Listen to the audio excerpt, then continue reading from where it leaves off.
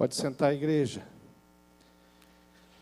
Grandes coisas vão acontecer.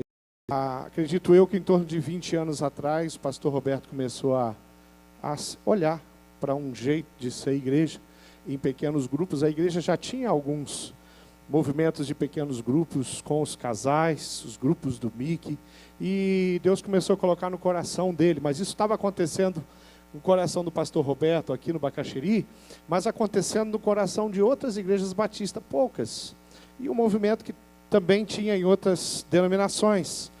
Mas o pastor começou a orar por isso, começou a conversar com líderes, começou a reunir líderes, buscou influências, parceiros, gente que tinha um conhecimento disso, e começou um treinamento. Hoje a Marlene estava lembrando disso lá na minha oficina, ela que participou, tem outros aqui que são guerreiros que estão nessa batalha desde o começo dos pequenos grupos. O pastor Roberto começou esse movimento aqui, e mais precisamente em torno de 4 pequenos grupos começaram efetivamente a funcionar nas casas, participando de um treinamento, tentando entender, aprender. E eu lembro, ao longo dos anos que eu já estou acompanhando, quantos movimentos nós fizemos para conseguir fazer com que os membros da IBB, de fato, aprendessem a abrir a sua casa, não para um encontro de crentes, não para uma aula de EBD, não, mas para um grupo de relacionamento que tocasse na alma e na vida das pessoas. Mas Deus fez prosperar, abençoou o pastor Roberto e outros, muitos que tentaram, ficaram pelo caminho, igrejas batistas aí do Brasil ficaram pelo caminho, mas algumas igrejas foram firmes e de fato conseguiram levar esse movimento para frente. Mas acontece um fato importante, que foi a primeira eleição do pastor Roberto na Convenção Batista Brasileira, que em 2013 ele assumiu o primeiro mandato dele como presidente dessa nação batista, que hoje envolve 3 milhões de pessoas. Queridos, o pastor Roberto levou para a convenção, ele startou na convenção o projeto da Igreja Multiplicadora. Igreja Multiplicadora é um projeto que existe há muitos anos, e era um projeto de plantação de igreja. Mas ali, principalmente lá na nossa liderança da denominação batista, havia um sentimento, um desejo realmente de investir em pequenos grupos, mas o que havia também era muita resistência. Aí o pastor Roberto teve essa ousadia e coragem de dar esse primeiro passo dentro da convenção, e ele pega uma assembleia da Convenção Batista Brasileira. Foi aonde, pastor? Em Maceió. E ele leva pequenos grupos para a rotina, a convenção acontecendo em pequenos grupos, para as pessoas poderem compartilhar, se quiserem confessar pecado, orar um pelos outros. João Pessoa. E isso acontece, e ali parece que Deus estava fazendo um movimento grande com relação a isso, e fez. E a Igreja Multiplicadora, ela mudou totalmente o formato e começou a focar no relacionamento de pessoas, no alcance de vidas, e trabalhando ali com 5 princípios, que o primeiro princípio é a oração, o segundo princípio da Igreja Multiplicadora, que é o que nós estamos gastando muito tempo hoje, dedicamos todo o nosso Frutificar 2017 ao segundo princípio, que é, qual que é? Evangelização discipuladora. O terceiro princípio, que é plantação de igreja. O quarto princípio, que é formação de líderes. E o quinto princípio, que é compaixão e graça. Queridos, ali começou um movimento, e líderes da nossa denominação tiveram aqui na nossa igreja, conversaram com a nossa liderança e começaram a observar como nós trabalhávamos com os pequenos grupos. E começou um movimento muito grande a partir dali. Que ano que foi que começou esse movimento da Igreja Multiplicadora, indo para as igrejas, indo para os nossos eventos, criando novos congressos? Que ano que foi? Quantos anos fazem? 4 anos? No máximo, indo aí, talvez entrando no 5º ano. Deus fez um movimento, está fazendo um movimento tão bonito, Só para vocês terem uma ideia, no ano de 2016, os treinamentos de capacitação de liderança no Brasil, hoje que se chama Multiplique, que o primeiro aconteceu na nossa igreja. No ano passado, foram 32 mil pessoas, 32 mil líderes que participaram desse evento. Você pode aplaudir o Senhor? Você tem que aplaudir, você tem que vibrar. Não é pouca coisa. Queridos, igrejas em cidades tão pequenas implantando PGM. Pessoal que foi para os ribeirinhos agora, na Amazônia, 10 horas de barco, Solimões, Rio Negro, adentro, encontrando radicais, fazendo o quê? Implantando pequenos grupos no meio da selva amazônica, nas comunidades ribeirinhas. Grandes cidades, igrejas centenárias, igrejas que não batizavam há 3, 4 anos, igrejas que batizavam 2, 3 pessoas. A gente participa de grupos de WhatsApp, e eu estou em vários estados. Queridos, se você pegar o meu celular ali, abrir o WhatsApp, e desde que eu comecei a falar, se não tiver umas 2 ou 3 mensagens ali desses grupos de Igreja Multiplicadora pelo Brasil, e é testemunho acontecendo. Igrejas que não batizavam, batizando 40 pessoas. Esse ano, 2017. Então Deus está fazendo um movimento grande com isso. Está acontecendo alguma coisa sim. Tem um movimento, pastor Roberto pregando no Multiplique Nacional, lá no Espírito Santo, ele usou uma expressão, e ele falou, Deus foi um vento, né, pastor, que o senhor falou? O Senhor resolveu dar um sopro e um vento. E não tem como explicar isso, senão um sopro do Senhor e um vento. Pegando pastores, pastor Roberto, primeira igreja batista de Nova Friburgo, se eu não me engano. Pastor Roberto, com 40 anos de ministério pastoral, pegando a igreja dele e implantando pequenos grupos, aproximadamente 3 anos atrás. Tenho visto as imagens, as fotos, os batismos. Pastor, que se ele chegasse há 3 anos atrás e falasse assim, olha, eu estou avisando a igreja que eu vou me aposentar, 40 anos de ministério, conduzindo igrejas, e há muitos anos à frente daquela igreja, a igreja ia aplaudi-lo, ia abençoá-lo, ia falar, muito bem, pastor Roberto, o senhor... Mas não foi isso que ele falou, que ele fez lá. Ele chegou há 3 anos atrás, perto de 4 anos, e falou assim, nós vamos começar um movimento de pequeno grupo na nossa igreja. 40 anos de ministério, ele não precisa começar mais nada. Ele tem uma história, ele tem um legado. É um homem muito sério. Então tem alguma coisa acontecendo. E o que é isso? Que movimento é esse? Isso é um movimento de multiplicação de discípulos. Que movimento é esse? É um movimento onde a igreja assume o seu papel de sacerdócio de todos os santos, e começa a alcançar vidas pela cidade. E a igreja muitas igrejas deixam de ser igreja do domingo para ser igreja todo dia. Deixa de ter um endereço para ter um monte de endereço, aonde aquela igreja se reúne. E é exatamente isso que está acontecendo. Eu queria ler um texto com vocês, Marcos 16:15, porque ele tem muito a ver com esse movimento de que Deus está fazendo. Queridos, eu creio que esse movimento ainda está começando na nossa denominação.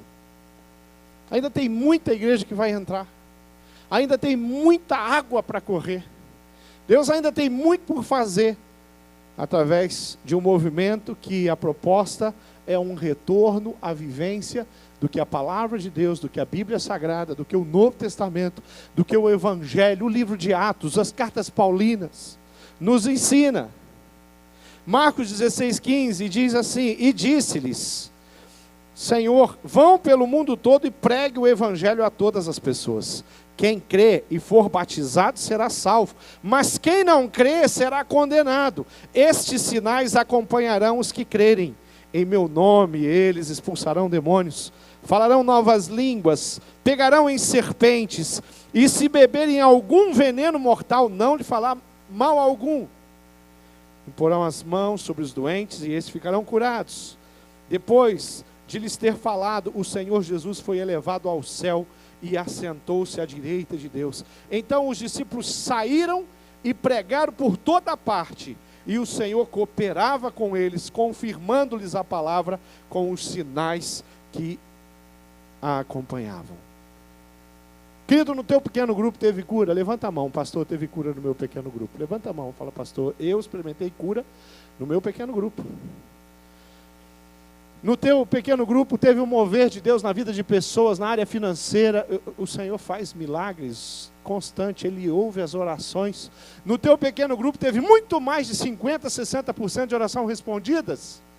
Se você não sabe e não tem informação do que aconteceu com as orações do seu pequeno grupo, em termos do coração de Deus, é porque você não anotou elas, para conferir depois. Se você tivesse pegado um caderno, e toda a oração que se faz num pequeno grupo, aquele grupo que se reúne sistematicamente toda semana, e que vive um relacionamento diário, de comunhão, de tantas formas, aquele grupo onde as pessoas amparam, se você tivesse anotando, queridos, quem sabe ia bater aí a casa dos 90%. Não é só 50%, não. É muito alto. Nós fizemos isso no passado. Fizemos uma campanha, eu lembro de entregar cadernos nas mãos dos líderes. Lembra, pastor Silvani? Vamos voltar aos anais? Pegar cadernos e entregar na mão do líder, você tem que anotar. E daí tinha o final do mês, o dia para voltar no caderno e ver as orações que foram feitas, e começar a agradecer, glorificar a Deus, porque Ele tinha respondido a oração. Você acha que mudou alguma coisa? Não mudou nada. O Deus que fazia milagres e prodígios na sua igreja continua fazendo milagres e prodígios, e faz lá no seu pequeno grupo. Quando eu olho para esse texto, ele fala: olha, pregue o evangelho, batize as pessoas que se convertem. Querido, batismo é uma coisa linda. Eu digo que é a cerimônia mais linda que a gente pode participar, porque é a cerimônia pública, é uma festa, é uma declaração, é um depoimento público de algo tremendo que aconteceu. O Jorge já é batizado? Jorge que testemunhou? Ainda não. Você vai se batizar, Jorge? Certeza? Fica de pé. Confirma para todo mundo.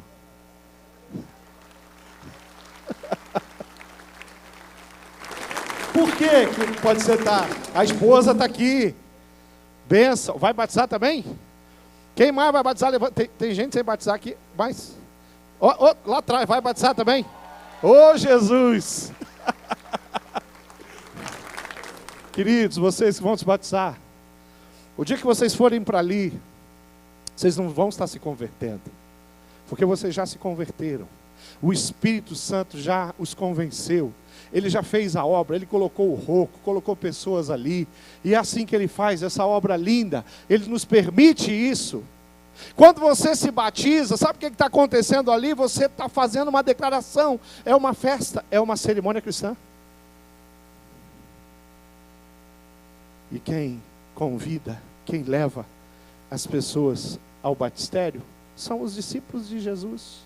Quem desafia, quem pergunta. Eu estava na viagem missionária, e tinha um adolescente na viagem missionária, e eu perguntei para ele se ele já tinha se batizado. E ele falou: não, pastor, não me batizei. Por quê? Não sei, pastor. Você tem alguma dificuldade com o batismo? Não, pastor. Então, você sabe o que é o batismo? Sei. O que é o batismo? Batismo é a nossa profissão pública, a nossa declaração. Filho de crente, sabe tudo. Aí eu falei: quantos anos você tem? Aí ele falou: eu tenho 15, vou fazer 16. Então, querido, por que você não se batizou ainda? Você volta, fala com o seu líder lá e resolve esse negócio, vai para o batismo. Eu quero sim, pastor, eu quero batizar. Queridos, quem fala com o batismo, com a cidade, somos nós. Quem conta essa bênção, somos nós. Fala: querido, você está vivendo uma experiência, e depois nós vamos selar isso numa festa pública, aonde você vai descer as águas. Aqui diz que aqueles que crerem, eles vão sendo o quê? Batizados. Esse povo que vai pelas casas, que entra em casa, em empresa, em tudo quanto é lugar para fazer pequeno grupo, eles vão expulsar os demônios, eles vão libertar as pessoas a vencer obstáculos. Sabe o que esse texto está dizendo também? Esse texto traz uma ideia de perseguição. Vocês vai ter serpente no caminho. Vocês beberão veneno mortal. Ataques. Mas ele está falando assim, por favor, se desespere, sai correndo. É isso. Isso aqui está só assim, uma passagem, pegarão as serpentes. Vai ter, não se preocupe, que não vai faltar isso. Vão beber algum veneno mortal, mas não lhe fará mal nenhum.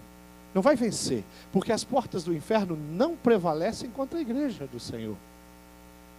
Está falando de nós, está falando de mim, está falando de você, líder em treinamento, você, coordenador, você, líder de ministério. Esse texto está falando dos discípulos de Jesus.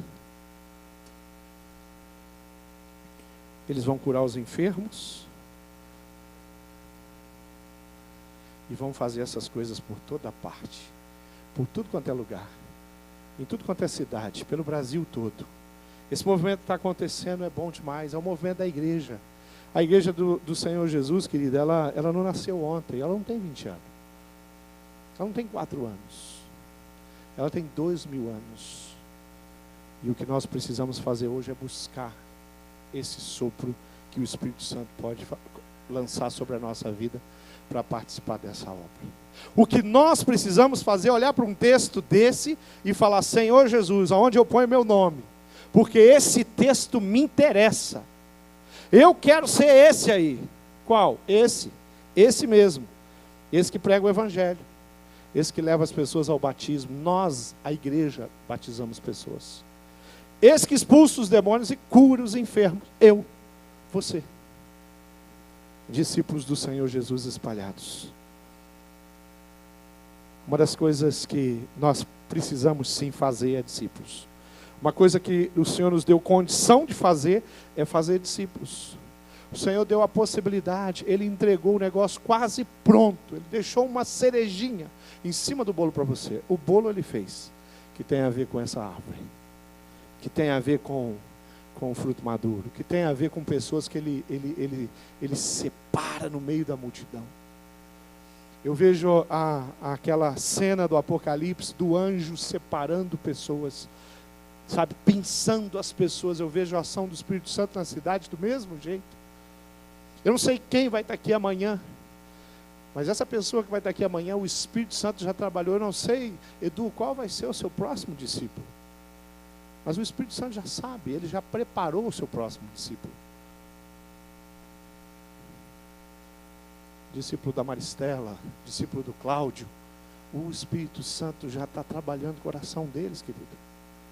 Eles vão se encontrar, eles vão meio que chocar com você em algum momento, em algum lugar, em alguma empresa, em algum curso, em alguma viagem, em alguma festa, em alguma rua, em algum condomínio.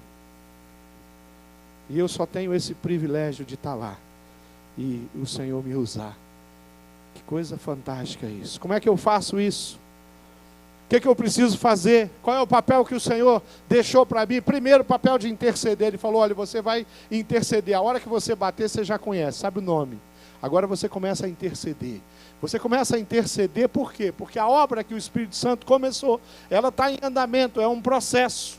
Quando o discípulo ele diz: eu quero, eu entrego, eu aceito. Quando ele faz oração com você em algum lugar, na rua, no carro, em qualquer lugar, quando ele faz isso, ele tá iniciando um novo processo na vida dele.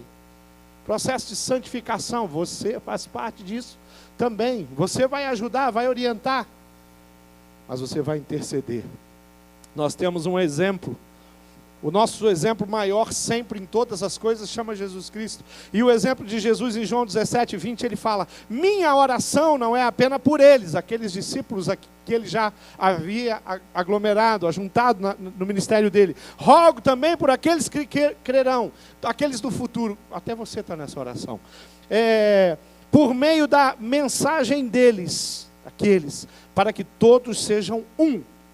Pai, como tu estás em mim, eu em ti, que eles também estejam em nós, para que o mundo creia que tu me enviaste. Queridos, o que Jesus está falando, ele está dizendo assim: Pai, aqueles que vão vir, aqueles que vão ser alcançados, aqueles que vão se tornar discípulos, aqueles que vão andar com os nossos, aqueles que vão aprender com os nossos, aqueles que vão glorificar o meu nome, aqueles que vão ter a sua vida transformada, a sua opção, as decisões com relação ao seu estilo de vida, pessoas que vão ser transformadas, que vão sofrer um processo de metanoia. É isso que Jesus está falando. Oro por aqueles que hão de vir. Então faça isso. Se você não tem um discípulo hoje que você está investindo, trabalhando na vida dele, comece a orar e fala: Senhor, o Senhor sabe quem é. Eu conheço tantas pessoas, falamos aqui no painel. Eu me relaciono com tantas pessoas, mas dentre as tantas pessoas que eu me relaciono, tem pessoas que o Senhor já preparou. Então, Pai, eu estou orando por essa pessoa ou por essas pessoas, e o Senhor vai me levar até elas. O Senhor vai abrir os meus olhos espirituais, e eu vou compreender e entender que é essa pessoa. Como? Compartilhando do amor de Jesus com todos que passarem por mim. De que jeito? Alguns desses vão dar um passo e vão se aproximar para mais perto, e vão querer ficar por perto. Alguns deles não vão querer ficar por perto, mas o Senhor vai me orientar a chegar perto. Como? Quem sabe na sua oração, o Senhor falando contigo, fala assim: levanta, Ananias, porque eu tenho um instrumento escolhido, e você vai lá.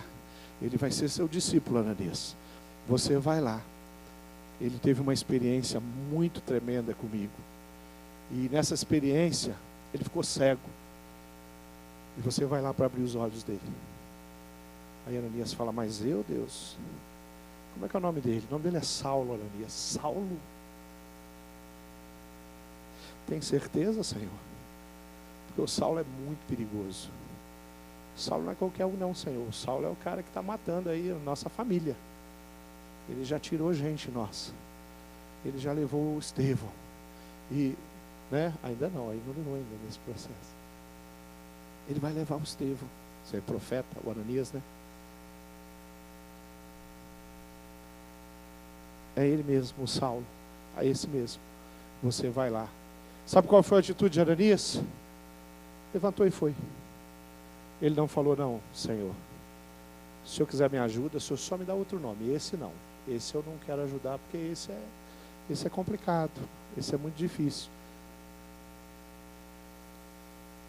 O Senhor vai conduzir Ananias, Ananias vai até Paulo. Paulo teve uma experiência sobrenatural. Paulo devia estar mutado, ele não estava entendendo nada. Mas chegou Ananias e começa a ajudá-lo. E uma das coisas que Ananias vai fazer é orar, e as escamas dos olhos de Paulo vão ser abertas. E ele vai começar a enxergar. E aqui é literal, e também não literal, porque os olhos de Paulo foram abertos, os naturais e os espirituais, através de Ananias, através de Barnabé, através de um discipulado. A oração move o coração de Deus. A oração faz com que Deus trabalhe, com que Ele nos conduza. A oração faz eu compreender a voz de Deus e o direcionamento de Deus. A oração, a conversa, o bate-papo com Deus faz eu entender qual é o propósito dele para hoje. E aí eu vou em direção ao propósito dele. O apóstolo Paulo, ele diz assim: ora, aquele que é poderoso para fazer tudo muito mais abundante além daquilo que pedimos ou pensamos, segundo o poder que em nós opera. A esse seja a glória na igreja, em Cristo Jesus, por todas as gerações, para todos sempre, amém. Aquele que é poderoso para fazer, é com ele que nós falamos. a oração. Então, nós precisamos interceder. Você precisa interceder por vidas. Se não está na sua agenda a intercessão por salvação, querido, faça isso. Se você tem o hábito de jejuar, por exemplo, eu dou uma dica para você. Se não a maioria dos seus jejuns, todos, coloque vida, salvação de vida nos teus jejuns. Comece a jejuar para que Deus levante vida através da sua vida. Coloque na sua oração diária, orar por aqueles que, queridos, deixa eu testemunhar uma coisa para vocês. Os mais antigos aqui, os batistossauros aqui, né? Vão lembrar, é coisa de 30 anos para trás que eu estou falando. Eu não tenho ouvido isso nas orações nos nossos dias, e talvez seja um erro nosso. Nós íamos orar por uma comida na hora do almoço. Orávamos por aqueles que não tinham o que comer e aqueles que não conheciam Jesus. Isso era uma doutrina básica. Às vezes a gente esquece de orar por aquele que não tem o que comer. Até porque nós vivemos numa cidade. Bom, eu nasci numa cidade que a gente ainda convivia com. Eu sabia e conhecia gente que passava fome. Mas em Curitiba, quem está passando fome? Os moradores de rua. Não estão. Não estão passando fome. Só se ele for muito, sabe, assim, muito perdido. Porque não são maioria, são poucos, e o curitibano dá muito dinheiro. Os católicos, os espíritas, inclusive os evangélicos. Se alguém chega e fala, eu quero comer, pode ser até para usar droga, mas dá. E se chega na sua casa e pede, eu estou com fome, eu preciso de um pão, leva alguma coisa. Então nós não estamos numa região de fome. Nós não conhecemos assim. Sabe aquela família que está passando na cidade, vamos lá ajudar ela. A gente nem tem esse direito aqui, as pessoas vêm até aqui, uma célula lá descobre, a gente faz um movimento, a gente ajuda, a gente entrega cesta, mas tem muito pouca fome na nossa região. Talvez por isso. Aí a gente orava lá, orava naquela época, nós cantávamos e orava pelos pretinhos da África. Aí depois não podia mais falar assim, porque é preconceito, né? A gente cantava, eu amo até o pretinho da África do coração. Lembra disso? Eu cantava, eu amo até quem não gosta de mim, Jesus, meu amiguinho, me ensinou assim. Lembra disso? Agora eu me entreguei, né? Queridos, mas isso era comum, era corriqueiro. Depois a gente vai aprendendo, a gente vai aprimorando, mas algumas coisas a gente vai esquecendo. Intercessão. Eu preciso interceder por aquela pessoa. Eu preciso começar a orar por aquela família que Deus colocou no meu caminho. Eu preciso começar a orar por aquela visitante que esteve nos 2 últimos pequenos grupos. O último foi na minha casa, que eu conheci lá no estacionamento do prédio onde eu moro. A intercessão vai fazer a diferença. Segunda coisa, construa um relacionamento explorador com as pessoas. Olha que João 1, 35 e 37 diz. No dia seguinte, João estava ali outra vez com 2 dos seus discípulos. Ele estava em algum lugar com 2 dos discípulos. E olhando para Jesus, que por ali passava, disse, esse é o Cordeiro de Deus. Os discípulos ouviram-no dizer isso e passaram a seguir. João não estava sozinho. Ele estava com 2 pessoas e ele aponta para Jesus. Mas ele estava se relacionando com aqueles. Ele estava perto. E quando eu estou perto de alguém, eu posso falar para ela, querido, Jesus, Ele é o Cordeiro de Deus. Mas desenvolva um relacionamento. Se interesse, tente conhecer. Pergunte, faça pergunta. Pergunte como é o nome, como é casado. Vai perguntando. As pessoas respondem. As pessoas respondem. Se você chegou e você está, olha, como é que é seu nome? E ela falou o nome dela, você fala, o meu é Márcio. Prazer em conhecer. E continua a conversa. Você está no comércio? Onde você está? continua. Mora no prédio, está no mesmo elevador que você. Aquele tempo do elevador é uma eternidade, dá para fazer tanta coisa naquele tempo do elevador. Né? Querido, numa subida do elevador dá para passar o WhatsApp para umas 20 pessoas. Porque nós estamos ligeiros nesse negócio de WhatsApp. Mas dá para olhar para o lado também, levantar a cabeça, botar o celular no bolso e falar: oi, bom dia, boa tarde, boa noite. Como é que é seu nome? Você mora aqui? Eu moro aqui. Eu moro no 34. Você mora em qual? Drica, as pessoas vão responder, Drica? Vão? Vão responder mesmo? Elas não vão ficar olhando para você assim, né?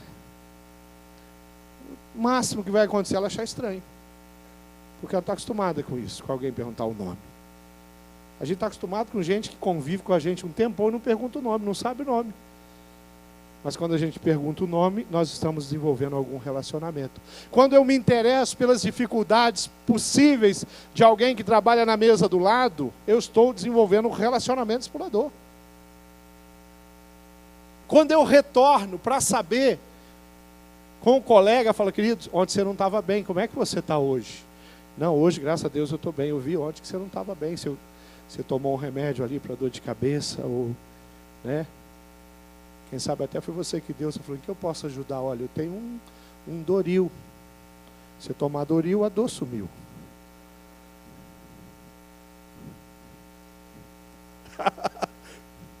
Eu vou me atualizar em nome de Jesus.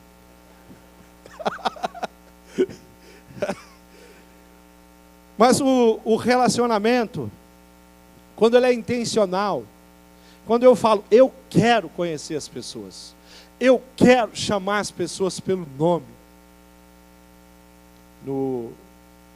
Na porta da frente do meu apartamento tem um rapaz. Eu já sei o nome dele, chamo ele pelo nome, chamo queridão. Como é que você está? Rapaz, mas pensa um cara que passa ligeiro. Rapaz, sabe que eu estou desconfiado? Deve ter alguma casta infeliz aí envolvida nesse negócio, porque tá, né? Ele cumprimenta, fala, é bacana, simpático, mas não para conversar comigo, não. Queridos, eu vou ter que orar. E Deus vai abrir portas e Ele vai dar uma condição. Porque o dia que tiver um pequeno grupo na minha casa, eu abro a porta do meu apartamento, 1, 2, 3, 4 passos, é a porta dele. É de frente.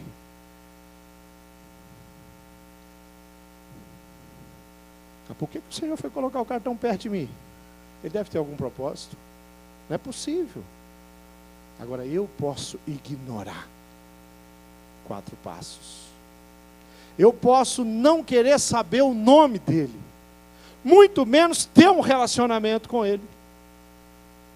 Muito menos sonhar em um dia ir a um restaurante da cidade, sentar com aquele André e conhecer um pouco da história dele. André, você trabalha com o quê? Aonde você trabalha? Quanto tempo? Você nasceu aqui? Você nasceu no interior? Qual cidade você nasceu? André, qual é o teu time de futebol? Não vai me dizer que você é coxa branca. Ter um relacionamento, conversar. Vou ter que orar e dar essa oportunidade para poder sentar com ele. Você consegue pensar nas pessoas que estão à sua frente, que você convive? Quem mora em prédio aqui, levanta a mão. Ok, bastante. Todo mundo tem vizinho aqui ou alguém não, pastor? Eu moro no meio do nada. Quem mora no meio do nada, levanta a mão. A gente vai orar agora para você, meu. Você conseguir se socializar, né?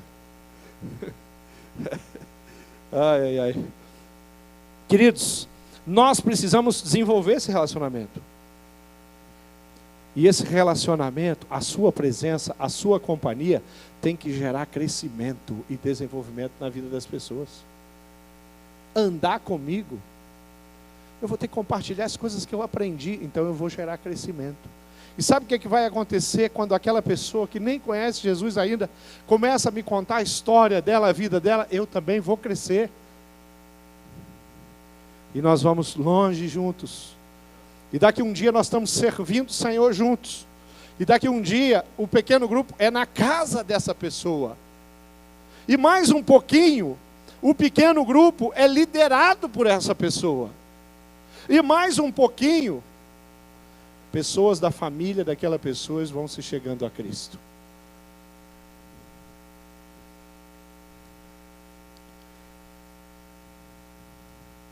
Tem uma irmã da nossa igreja, ela chegou para mim, ela falou, perguntou se ela poderia abrir um pequeno grupo no condomínio dela. Eu falei, minha irmã, mas não tenha dúvida, para ontem, por favor, faça isso.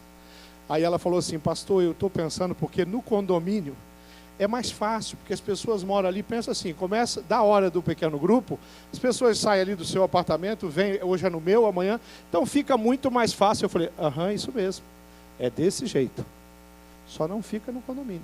Você está pensando que vai ficar no condomínio? Porque o cara que foi alcançado no condomínio, o casal que foi alcançado no condomínio, traz a mamãe, que não mora no condomínio. Não tem fronteira para esse negócio. Aí vem o colega de trabalho, pronto.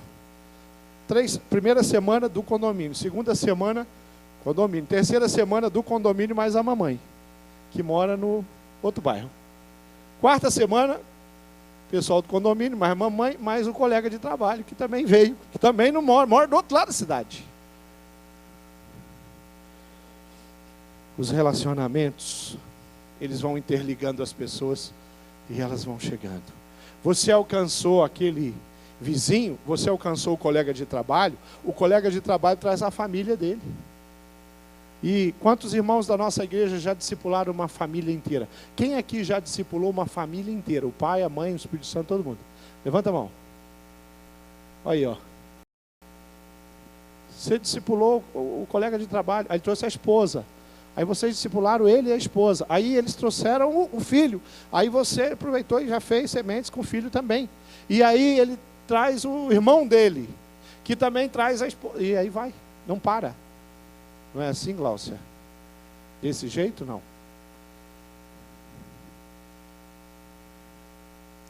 Queridos, o nosso maior desafio, eu vou falar um negócio aqui que é tão óbvio.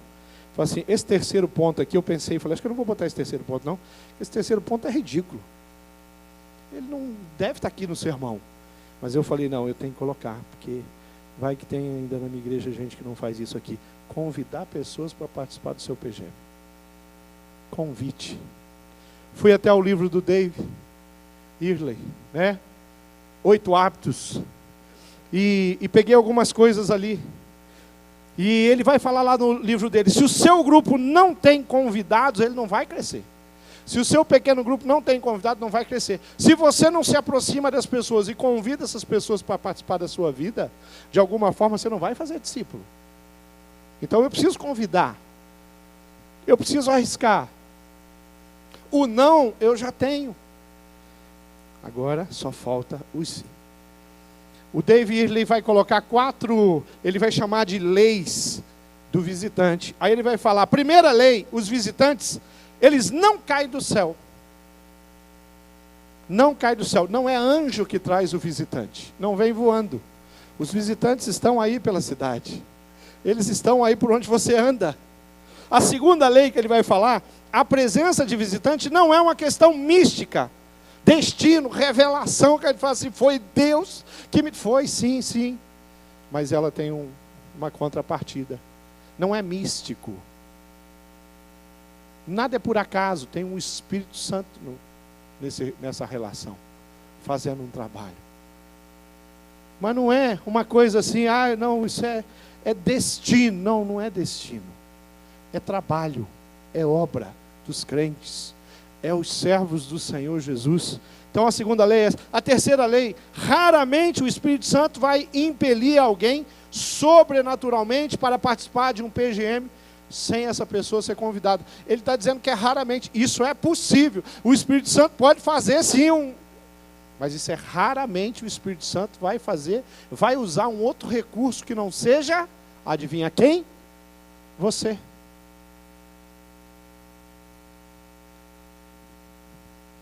Quem que foi alcançado por um anjo? Levanta a mão. Alguém? Ninguém. Você foi alcançado. Quem que compartilhou Cristo com você? Foi uma pessoa de carne e osso?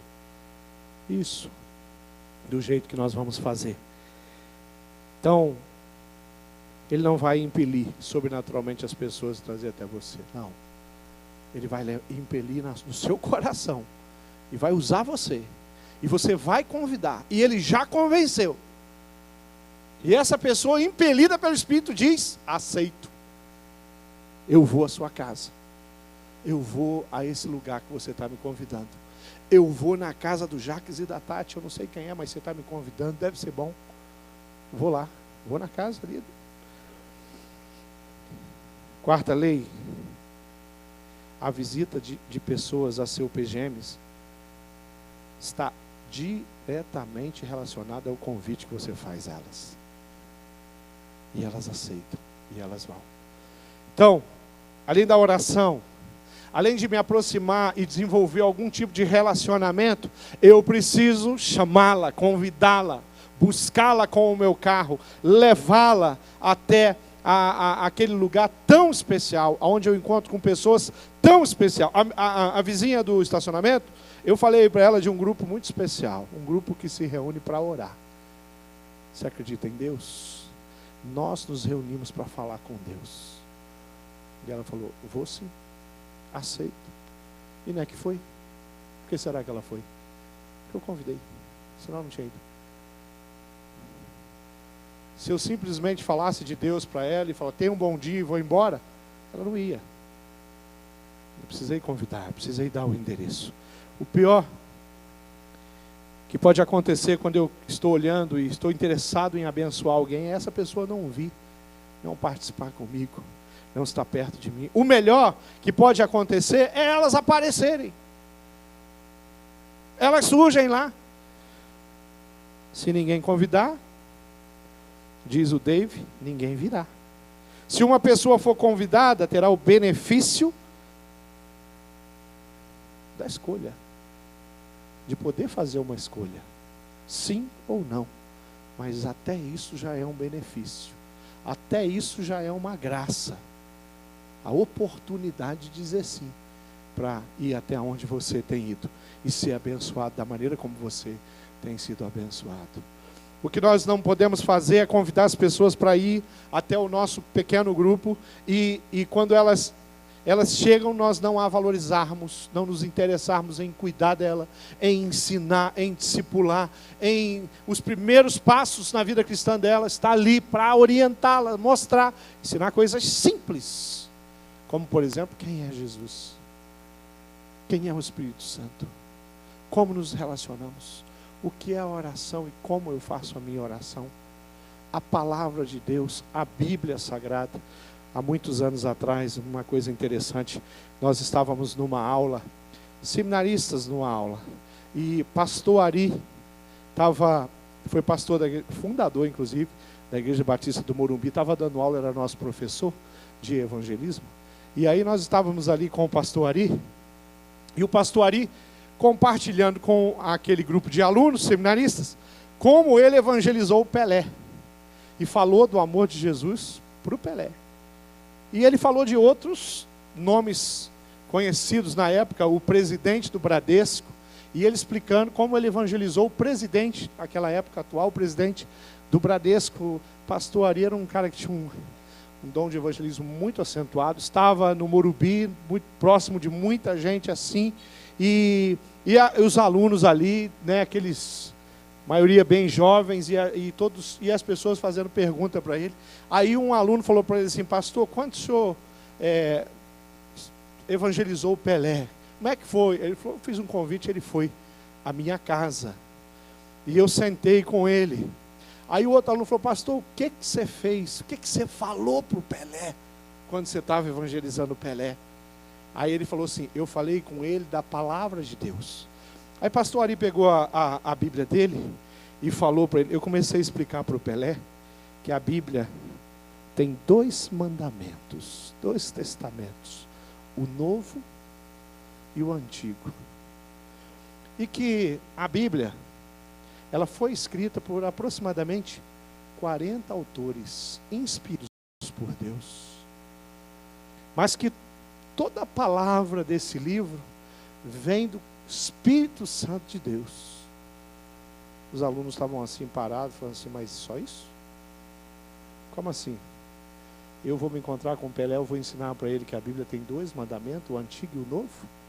2 testamentos? Não tem coisas mais profundas? Ele falou, não. O que ele precisava ouvir era isso, ele precisa entender, ele não entendia nada desse livro. Eu precisava explicar uma coisa muito simples que ele não entende. Ele precisava olhar para esse livro com um pouco mais de carinho. Nos meus relacionamentos, as pessoas que chegarem perto da gente, elas vão aprender o quê? Elas vão aprender que Deus, quando nós falamos com Ele, Ele ouve. Ah, pastor, todo mundo sabe disso. Não, não sabe, querido, não sabe. As pessoas não sabem disso. As pessoas estão aqueles que têm algum movimento com relação à oração, eles estão lançando as coisas, para ver se eles dão sorte. Sabe, o poço de Betesda? É mais ou menos assim que aquelas pessoas que trabalham com você e não tiveram a experiência que você tem, lidam com Deus. Então você precisa ensinar para eles, olha aqui, nós nos reunimos e nós falamos com Deus. E Deus ouve as nossas orações. Quando nós estamos sozinhos na nossa casa, nós falamos com Deus. Nós estamos ensinando isso para uma cidade. E você ainda pode ser ousado e falar assim, por que você não faz um teste? Você fala com Deus. Espera. E Deus vai responder você. Porque Deus, Ele é de responder as orações. Deus não é do tipo que você fala com Ele, Ele não fala com você. Ignora você.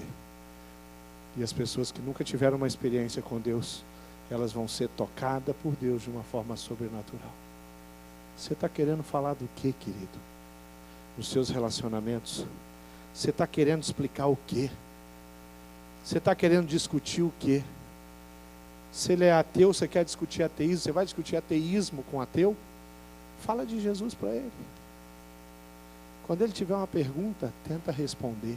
Se você não souber, diga para ele que você não sabe a resposta. E você vai buscar a resposta. E quem sabe você vai surpreendê-lo. Que você não quer disputar conhecimento com ninguém. Você só quer compartilhar Jesus com ele. Terceira coisa que nós falamos então foi o quê?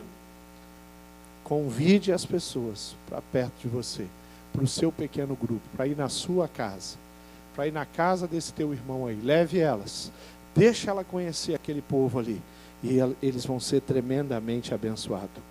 6 ambientes comuns para onde nós podemos convidar pessoas. Primeiro, na nossa família, nossa vizinhança, na empresa onde eu trabalho, na escola, o curso que eu faço, no clube, na igreja. Na igreja? Na igreja. Sabe quantas pessoas entram aqui nos nossos cultos e precisam ir para um PGM? Você tem ideia disso? A Mônica sabe. Não sabe, Mônica? Chega na quinta-feira aqui, eu estou vendo a Mônica, vamos para o meu pequeno grupo. Não é? A pessoa que precisa de um discipulador, às vezes chega aqui, senta nessa cadeira azul do lado de você, querido. Então, quando alguém chegar aqui no domingo, sentar, você olha para o lado. Se você não conhece, pergunta o nome. E pergunta se a pessoa é da nossa igreja. Se não for, convide ela para a sua vida. Convide ela para ir no seu... Fala, querido, essa semana eu vou pegar no grupo, se você quiser eu te busco. Onde você quer que eu te busque? Vamos comigo. Porque a pessoa pode entrar aqui no domingo. O site pode trazer ela aqui. O prédio pode trazer essa pessoa aqui. A placa, eu atendi um homem que ele entrou, perguntou se tinha algum pastor e se podia orar com ele, e hoje ele é o Ângelo, casado com a Marildo, membro da nossa igreja. Eu era o pastor Felizardo que estava aqui no dia, eu orei com ele e compartilhei Jesus com ele.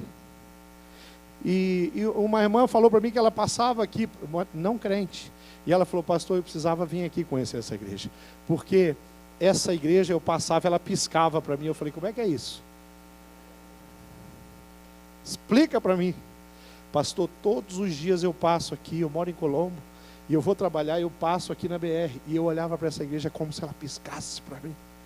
Falei, que bacana, né? Falei, então essa igreja anda piscando para as pessoas? Hã? são os lugares aonde nós conseguimos. A última coisa que eu quero que você tenha em mente é que nós precisamos sim orarmos pelas pessoas.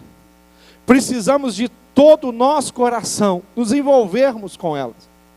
Precisamos convidá-las para perto da gente, para o nosso pequeno grupo, para a nossa vida.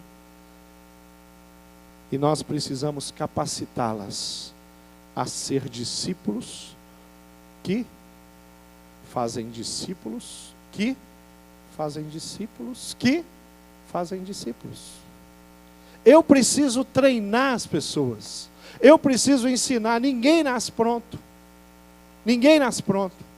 Tem uns casos que chegam a ser até cômico.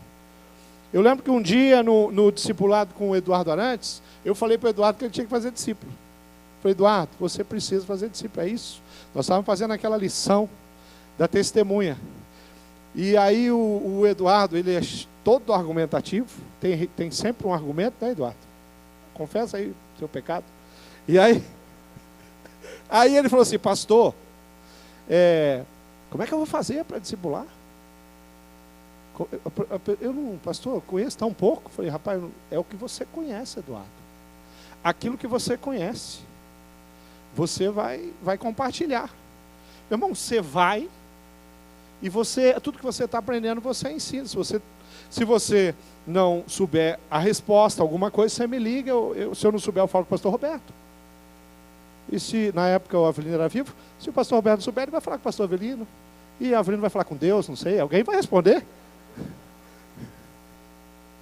Mas a verdade é o princípio. Daqui a pouco o Eduardo volta. Pastor, já tem um discípulo. Sério, Eduardo? Como é que é o nome dele? Foi o Paulinho primeiro? Samuel. Como é que você sabe que ele é seu discípulo? Não, pastor, falei com ele. Você falou o quê? Eu convidei ele para fazer discipulado comigo na segunda-feira, livro semente. Mas já assim, né? Aí começou a caminhar. Agora, se eu estava discipulando o Eduardo, é responsabilidade minha que o Eduardo comece a fazer discípulo. Porque pode demorar muito tempo para ele entender isso. Ou então ele pode fazer uma de bobo, fingir que não está entendendo que a palavra de Deus está falando com ele. Aí dá um de João sem braço. Mas eu sou o discipulador. E como discipulador, o que eu quero do Eduardo? Discípulos, querido. Sabe por quê? Porque eu sei o benefício disso para a vida dele. Eu sei o quanto isso vai fazer esse rapaz crescer. Eu sei o quanto ele vai ser abençoado. E eu sei o quão precioso é fazer aquilo que a palavra de Deus diz para mim fazer. É bom demais fazer aquilo que a palavra diz que é para fazer. É bom demais ser obediente aos mandamentos de Cristo. E Jesus falou, Eduardo, você vai fazer discípulo. Silvani, você vai fazer discípulo. Felipe, você vai fazer discípulo. Falou com você. Você vai fazer discípulo. Natal, você vai fazer discípulo, querido. Dentre tantas coisas que você faz, você vai fazer discípulo. E a palavra de Deus não mente, não erra. Atos 9, 18, 20 diz, imediatamente, algo como escamas caiu dos olhos de Paulo. E ele passou a ver novamente. Levantando-se, olha, assim, o cara teve um encontro com Jesus, caiu. Ele se levanta. Quando ele se levanta, está cego. O Senhor mandou Ananias. Ananias vai, ora, cai a escama. Aqui diz, imediatamente eu estou pronto. Mas e a escola bíblica? Primeiro não tem a escola bíblica, para depois fazer discípulo? Não, já começou a compartilhar. Imediatamente ele levantou-se e foi. Paulo foi batizado. Depois de comer, recuperou as forças. Saulo passou vários dias com os discípulos em Damasco. Olha só o discipulado, coisa linda. Logo começou a pregar nas sinagogas. Rapaz, isso aqui é outro nível. Já começa a pregar na sinagoga, né? Logo começou a pregar nas sinagogas. A história do Paulo não é assim. O Eduardo Arantes falou de Jesus para o Paulo. Aí o Paulo foi para a igreja, foi cantar no coral, passou uns 9 anos na escola bíblica dominical, depois ele foi fazer o CFI, em 3 anos ele se formou de CFI, aí ele vai fazer discípulo. Quantos anos deu? Eu já perdi a conta, porque eu não sou bom de matemática. Será que na tua vida não está assim? Não, primeiro eu vou fazer isso, segundo eu vou fazer aquilo. Querido, pregar o evangelho não é dar aula de teologia, não. Pregar o evangelho não é explicar teologia sistemática. Teologia sistemática é uma das áreas mais complexas de compreender da teologia, para quem talvez não sabe o que é. Os pastores estudam esse negócio. Não é dar aula de teologia sistemática. Pregar o evangelho é contar a sua história. O que aconteceu com você, você conta para os outros. O que Deus está fazendo hoje, de manhã, à tarde, você está contando. Sabe o que Deus fez hoje de manhã? Você está pregando o evangelho. Porque o evangelho é o poder de Deus. A manifestação de Deus para o coração do homem. Deus se manifesta para mim. Eu vou compartilhar tudo o que eu estou vivendo com Deus. E eu sou feliz. E é uma alegria muito grande poder fazer discípulos. E não há nada mais precioso do que ensinar alguém a dar os primeiros passos da fé cristã. Que coisa mais tremenda. Tem tanta coisa para me ocupar. Eu posso ficar lá só no meu WhatsApp o dia inteiro. Mas eu posso separar um tempo para mim sentar com alguém. Eu posso assistir os seriados, que tem tanto agora, né? Está na moda, novela importada.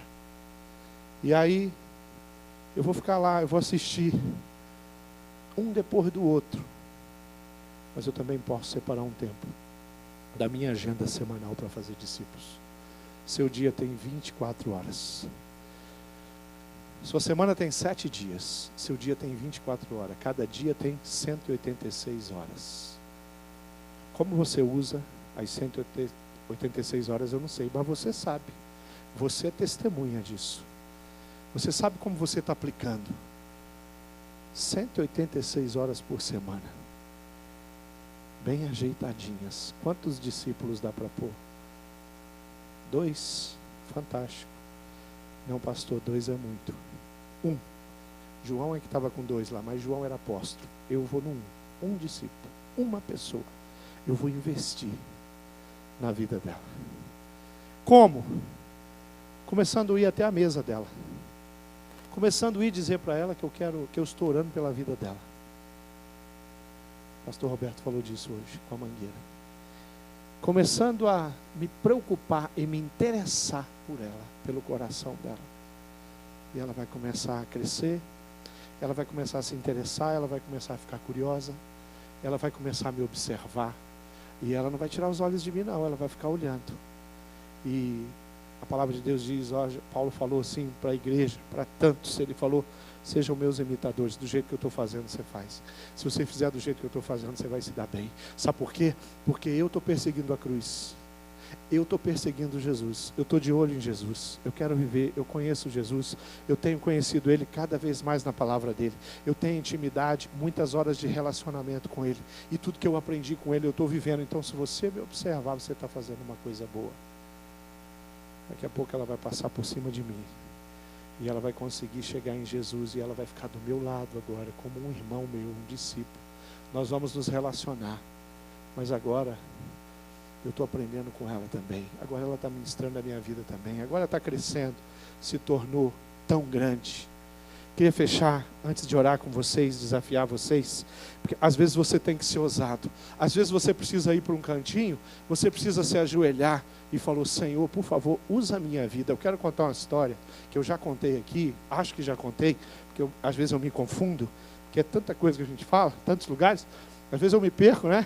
Já contei. Aí o pessoal fala, não, pastor, você não contou isso não, mas vou contar. Uma história de que há um homem chamado John Wesley, e John Wesley foi uma figura muito importante, um homem que pregou o evangelho para multidões. Há um entendimento, um estudo que diz que ele percorreu em cima do lombo de um cavalo 50 mil quilômetros pregando o evangelho. Alguns lugares, cidades que John Wesley chegava, juntava em torno de 6, 7 mil pessoas para ouvir ele. Pensa num homem usado. foi o fundador da igreja metodista. E as biografias, história de John Wesley, e a história diz que um dia um jovem foi visitar essa casa. E esse jovem viu aquele cantinho, estava lá aquela coisa separando aqui, o cantinho, né? E aí ele vai para o cantinho e ele pede para o guardinha lá da casa, lá do museu do John Wesley, e fala assim: você deixa eu entrar ali e me ajoelhar no cantinho que John Wesley se ajoelhava e orava? E o guarda deixou ele entrar. E ele entrou e ele se ajoelhou. E ele começou a orar em voz alta, assim. Apesar de não ser um pentecostal, ele orou bem pentecostal. E ele começava a falar, e a oração dele era: faz de novo, Senhor, o que o Senhor fez com John Wesley. Faz comigo, Senhor. Faz de novo. E ele começou: faz de novo. E ele começou a gritar: faz de novo, Senhor, faz de novo. Aquilo que o Senhor fez, faz de novo. Faça na minha vida. E ali ele ficou orando e clamando para que o Senhor usasse a vida dele. E essa história verídica, ela conta que alguém chegou e falou assim: Billy Graham, levanta daí, rapaz, vamos embora. Parece que Deus resolveu fazer de novo. Parece que Deus resolveu pegar um homem e falar: você vai. A Associação Billy Graham diz que a Billy Graham pregou para aproximadamente 2 bilhões de pessoas. Aproximadamente 2 bilhões de pessoas ouviram a mensagem de Billy Graham, pregada por Billy Graham. Ele foi usado. Querido, eu não sou o Billy Graham, você não é o Billy Graham. Eu não quero ser o Billy Graham. O Billy Graham é o Billy Graham. É ele. É a história dele. Mas que eu quero ser usado por Deus. O sentimento que Billy Graham teve, tem ainda, apesar de ainda estar vivo, né?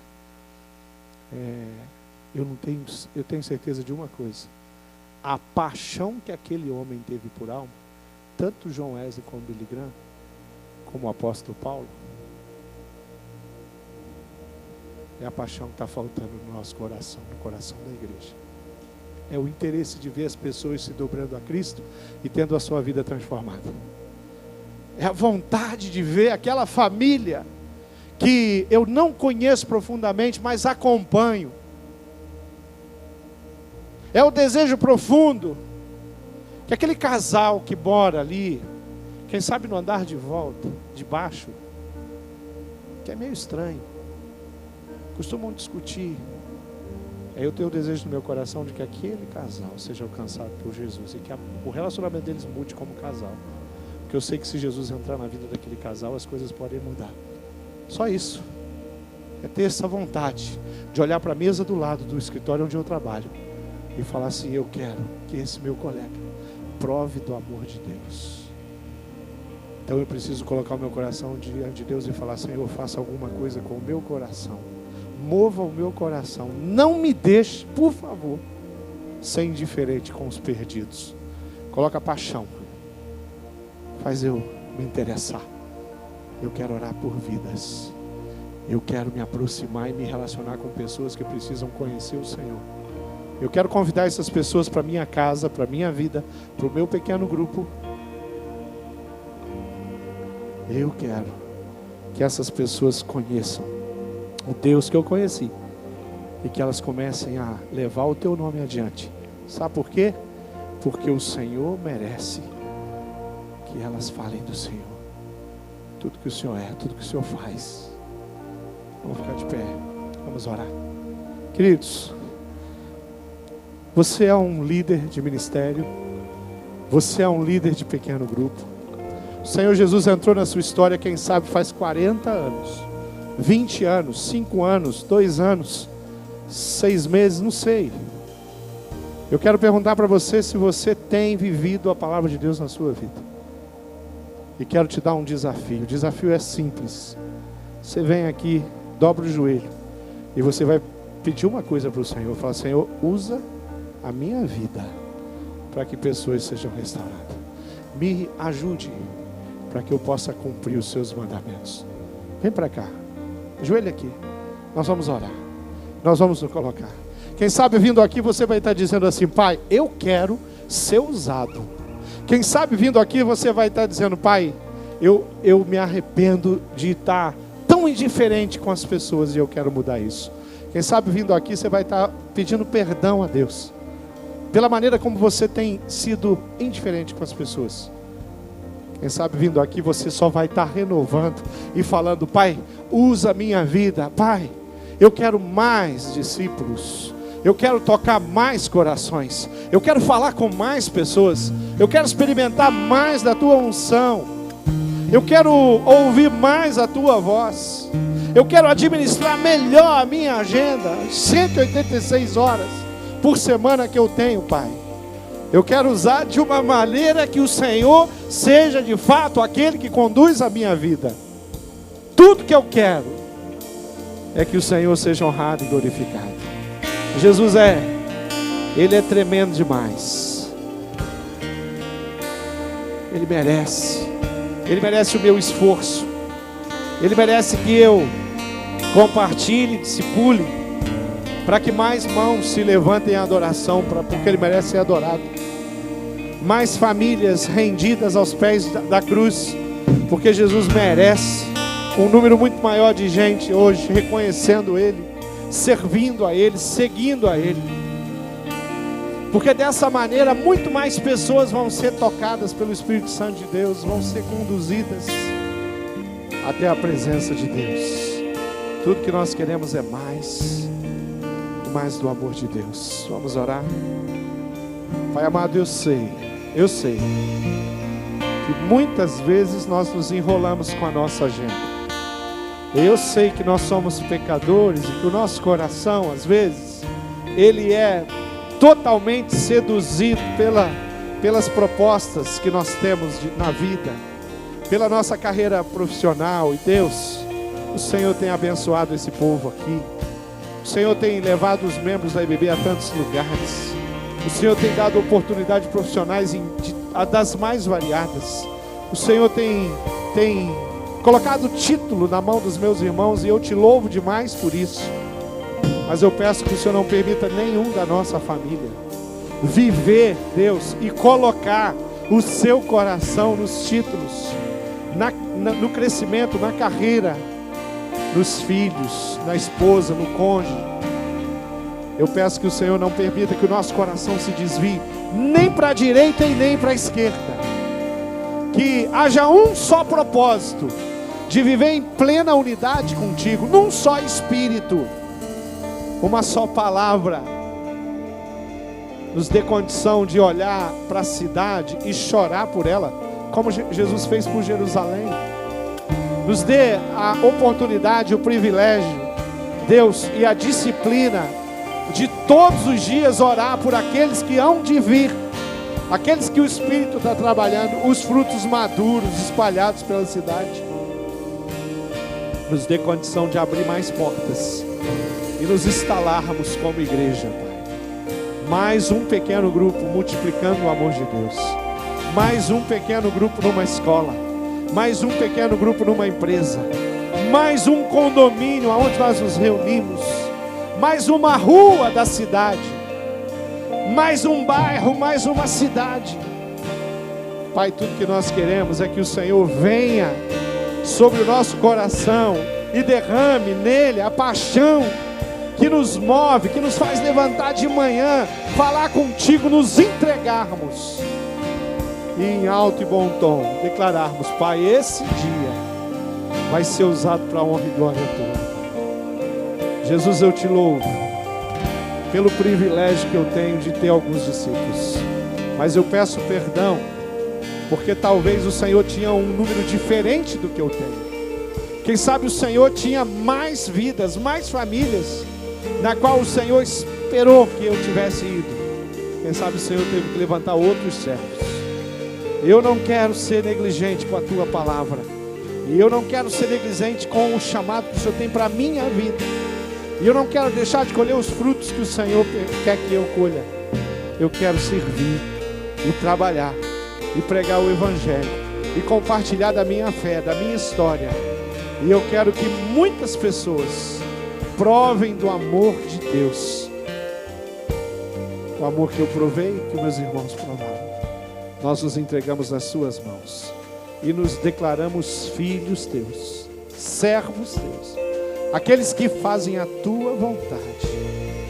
Eu oro em nome do Senhor Jesus Cristo, digno de toda honra, todo louvor, toda adoração, majestade maior entre nós, Rei dos reis, Senhor dos senhores, o Cristo, o Filho do Deus vivo, aquele que derrama a graça. Nós te louvamos em nome do Senhor Jesus. Nós o adoramos no nome precioso do Senhor Jesus. Nós declaramos que as portas do inferno não vão prevalecer, que toda resistência que Satanás quer fazer vai cair por terra, que aquelas vidas que estão resistindo vão se dobrar à tua soberania, e nós vamos pregar as palavras de vida eterna em alto e bom tom, para a honra e glória sua. Oro agradecido em nome de Jesus. Amém. Aleluia. Você pode adorar o Senhor Jesus.